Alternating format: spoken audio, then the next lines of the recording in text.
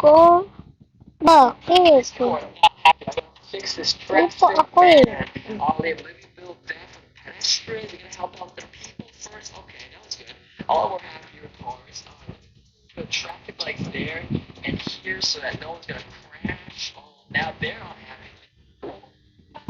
Mga injector hindi na po gumagana sa akin. So, kailangan mo i-update yung file mo, may idol. So, ganito siya, idol. Open muna natin yung hindi gumagana sa atin na injector.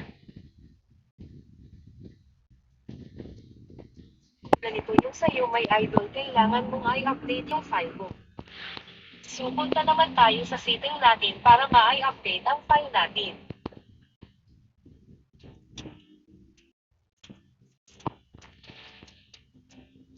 DIY food along snail naman tayo gamit lamang ang karton.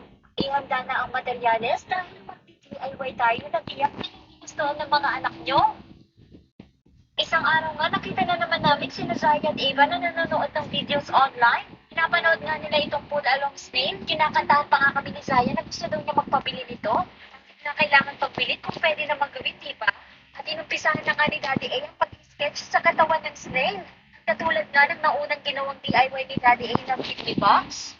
Very technical na ito kasi kailangan magbukas ng dalawang na snail yung ating gagawin. Sa puntong hangyan, naumpisahan na ni Daddy A yung paggawa sa katawan ng snail. Tapos sinunod naman niya yung pagkat para sa buntot.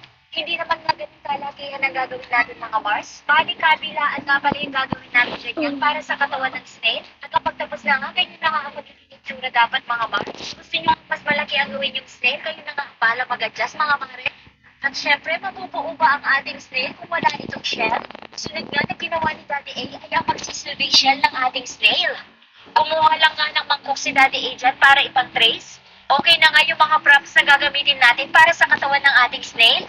At ngayon gumagawa naman si Daddy A na magsisilbing likuran at cover ng ating snail. Take note mga Mars, hindi naman napakahirap gawin ng snail na ito. Materyales na at sagalang ang magiging puhunan mo dyan. Tapos makakagawa ka naman ng napakagandang laruan ng anak mo. Inumpisahan na nga rin pala cover ni Daddy A yung likuran ng ating snail. Tapos gumamit yan pala si Daddy A ng toothpick. Siya naman magdudugtong sa bawat section ng katawan ng ating snail. Sinubukan na rin palang paggalawin ni Daddy A kung tama ang kanyang ginagawa. Siyempre nga sa mga oras na yan, kailangan tinetesting na rin natin yung ating snail. Kasi mahirap naman mga Mars, baka tapos na natin ito tapos mali pala yung ginawa natin. Kaya dapat sa una pa lang nga, nag-check na natin kung tama yung ginagawa natin.